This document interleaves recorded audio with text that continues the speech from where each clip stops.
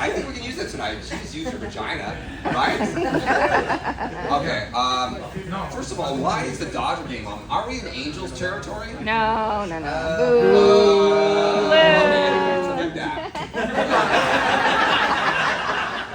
So, as Eric said, my last name is Hamburger, and if you can imagine growing up with a fucked up last name like Hamburger, it was fucked up. Seriously, like people say, you teased when you were younger. How did you get that last name? I said, no, you're the first person that's mentioned that. And I said, they said, well, like what do people call you? And I said, like hamburger, cheeseburger, hamburguesa, what's that? Mushroom burger? Mushroom burger, avocado burger. And I'm like, you know what? It wasn't that bad. I mean, my sister was sitting in the back there, and she didn't mind it that much. But I got teased quite a bit. And you know, the first day of class in like first, second grade, I literally sit in the back of the room, like hunched over, and they say hamburger, and everybody would start laughing, and I'm like, here. Anyway, so let's move forward to junior high school, and there's a bully.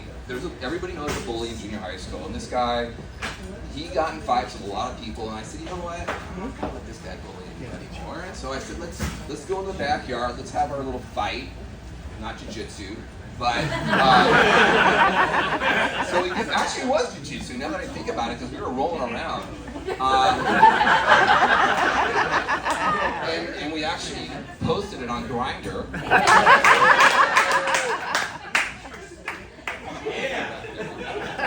And the funny thing was that this is one of the more famous fights at Lincoln Middle School because his last name was McDonald, so it was a McDonald hamburger fight.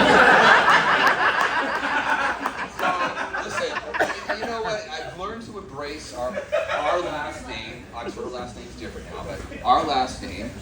Because I have my own fucking socks. I don't, if I forget my last name, I look at my socks. I've got my own emoji. We actually have our own day. It's the day after my sister's birthday, the National Hamburger Day, right?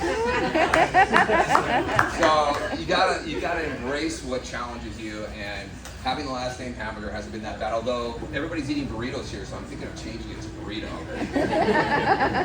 So, how many people, I know there's a few dog lovers in here. How many dog lovers are in the crowd? Reza, right? So, I see Reza every morning with his beautiful dog.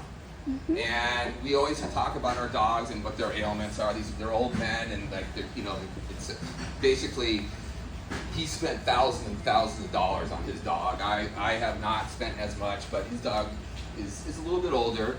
And then there's some other people that actually, that whose dogs get sick, and they have special diets for them. And I go, well, how much is that? They're like $700-800 a month. I'm like, what the fuck? I don't eat that much in food. I come into your house, I'll eat the dog food.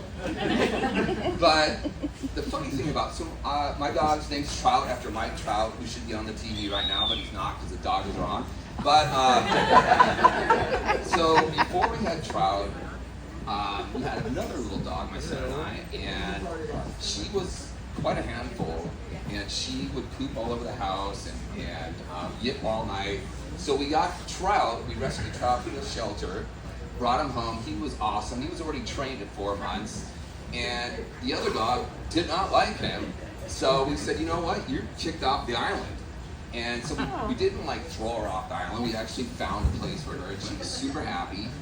And I didn't know that it's called, when you actually get rid of a dog, it's called rehoming your dog. And I'm like, oh, that's interesting, because I got rehomed by my ex-wife.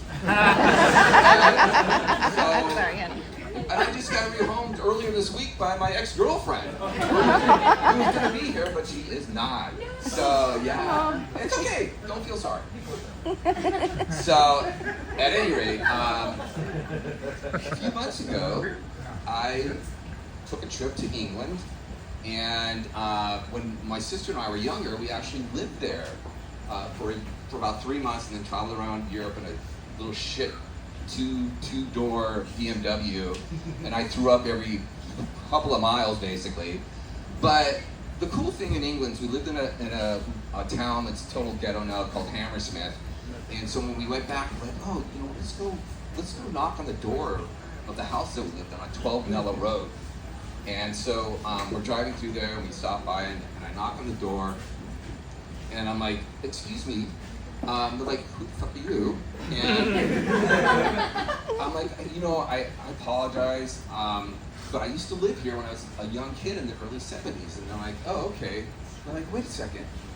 You look familiar. Are you American? I said, yeah. How'd you know? And he's like, well, are you Vin Diesel? I said, no. And then they're like, are you Dwight The Rock Johnson? Or Dwayne The Rock Johnson? And I said, no. And they're like, oh, I know who you are. You're Sinead O'Connor. Yes, that's it. What's the song she sings? Nobody believes in you? No, whatever. Anyways, yeah, I said yes. So we go in, and I said, I just want to see what my room looked like. But we walked by, and my parents' room is big, and my sister actually had the biggest room with a fireplace in it. It was humongous. And then the door where my room was a closet. I said, that's my room. It was full of shit. And I'm like, oh, I must have come out of the closet. And I guess I did to a certain extent, because when I got back, I started watching BritBox, The Queen, and The Crown, and all these British shows, which I never would have watched in the first place. So then they're like, you know what? You Americans are crazy. Like, what's up with you in the metric system? You guys are the last developed country to adopt the metric system. And I'm like, yeah? And they're like, why is that? I go, that's actually not true. If you go into any elementary school classroom, you're going to see a kid with a 9mm.